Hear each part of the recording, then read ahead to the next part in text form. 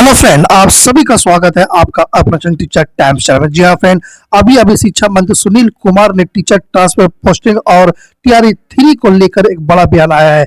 क्या क्या उन्होंने कहा है और क्या जो विरोध प्रदर्शन हो रहा है, मांग हो रही है कि ट्रांसफर पोस्टिंग में संशोधन होना चाहिए, जो पॉलिसी लागू हुई है और टीआरई 3 का जो लेकर बहुत सारे कंफ्यूजन थे, उस पर भी उन्होंने क्या क्या बातचीत हुई है, क्या कहा है शिक्षा मंत्री ने। ट्रांसफर पोस्टिंग एप्लीकेशन फॉर्म का डेट बढ़ेगा या नहीं बढ़ेगा, इन सारी बातों पर बातचीत हुई है। जी हाँ फ्रेंड, तो वीडियो शुरू करने से पहले आप सभी से छोटा सा निवेदन है कि अगर आप हमारा चैनल में पहली बार विजिट कर रहे हैं तो हम चैनल को सब्सक्राइब कर बेल आइकन को प्रेस कर दे, ताकि शिक्षा विभाग से जुड़े सभी खबर आपको साथ में मिलता रहे। देखिए, एक बड़ा अपडेट आपको देना चाहेंगे। अफसोस की आज जैसे ही शिक्षा मंत्री ने ये कहा कि नियोजित शिक्षकों को सरकार के प्रति आभार प्रकट करना चाहिए कि हमने उन्हें परीक्षा देकर हमने उनकी परीक्षा लेकर उन्हें राज्यकर्मी का दर्जा प्रदान करने की कवायद शुरू की है। अभी शिक्षा मंत्री से मिलने के लिए जो शिक्षक निर्वाचन क्षेत्र से जीते हुए प्रतिनिधि आते हैं, एमएलसी होते हैं, वो उनसे मिलने के लिए उनके केबिन में आए हुए हैं।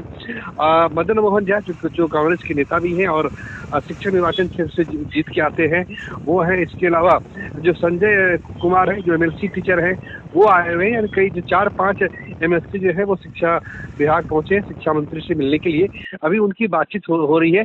तो जो भी इससे अपडेट निकल के आएगा ट्रांसफर पोस्टिंग को लेकर, और ये जो बातचीत हो रही है वो ट्रांसफर पोस्टिंग को लेकर ही हो रही है, क्योंकि एक जो नियोजित शिक्षक है जिन्होंने सक्षमता परीक्षा पास की है, उसके एक बड़े हिस्से को ये लगता है कि उनकी साध पूरी नहीं हुई और एक प्रकार से उन्हें उलझाने की कोशिश है।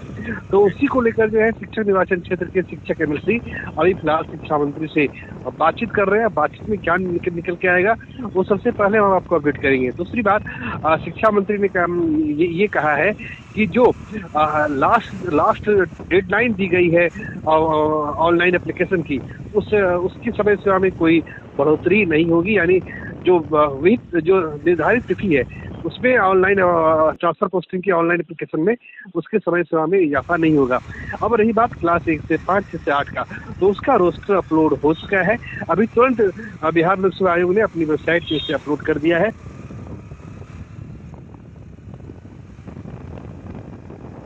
शिक्षा भर्ती परीक्षा फेज 3 की बात कर रहा हूँ, उसका भी विज्ञापन संख्या 22/2024 की बात कर रहा हूँ, ठीक है। उसका भी जो रोस्टर है, जहाँ तक हमें भी जानकारी मिल रही है कि वो भी 3 से 4 दिनों के अंदर जो है उसे अपलोड कर दिया जाएगा। और हमें मान के चले कि 25 नवंबर तक इन परीक्षाओं के परिणाम आ जाएंगे। एक और सबसे बड़ा अहम सवाल हम जो अपडेट आपको दे रहे हैं, आपको याद होगा अफसोस की बिहार में दिव्यांग जो बच्चे होते हैं, उनकी पढ़ाई के लिए 7,000 से ज्यादा पोस्ट पे परीक्षा ली गई थी। और वो परीक्षा ली थी बिहार विद्यालय परीक्षा समिति ने। उसका रिजल्ट उसने जुलाई 2024 में इस साल जो है उसने घोषित कर दिया है। 7,600 लगभग पद है। पूरे भारत भर के अभ्यर्थियों ने इसके लिए फॉर्म भरा था। तो लगातार ये इंक्वायरी हो रही थी कि आखिर जो रिजल्ट आया है क्या मेरिट लिस्ट के आधार पे बहाली होगी या आयोग के जरिए बहाली होगी। तो शिक्षा मंत्री ने हमारे इस सवाल का भी जवाब दिया है।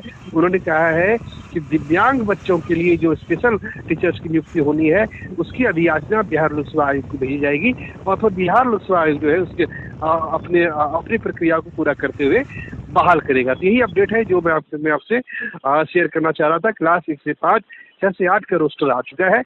शिक्षा मंत्री ने अपने बयान में टीचर ट्रांसफर पोस्टिंग में संशोधन होगा या नहीं होगा, इस पे क्या कहा है, जरा ये भी सुन लीजिए। जी हाँ फ्रेंड, नहीं, आवश्यकता पर देखिए नियमावली है तो नियमावली में संशोधन होता है। ऐसा नहीं है कि आपने देखा होगा जब बिहार में शिक्षक भर्ती परीक्षा हो रही तो उसमें लगातार नियम बदल दिए गए। पहले डोमिसाइल था, बाद में डोमिसाइल हटा दिया गया। जब डोमिसाइल हटाया जा सकता है तो नियमों को शिथिल क्यों नहीं किया जा सकता है। इस पे ही जो है एमएलसी जो टीचर है उनकी राय ली जा रही है।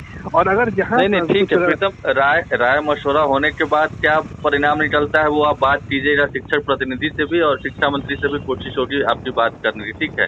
अब तक जो स्टेटमेंट दिया है उसके मुताबिक जहाँ तक मैंने सुना है, अब तक उसमें कोई संशोधन की बात शायद शिक्षा मंत्री नहीं कर रहे हैं। हाँ, आने वाले दिनों में जरूर वो एग्जाम्पल दे रहे हैं कि बहुत बार चेंजेस होते रहे हैं, तो हो सकता है। लेकिन फिलहाल जो तय हुआ है उसी पर आगे बढ़ रहे हैं। ऐसा कुछ लगा आपको?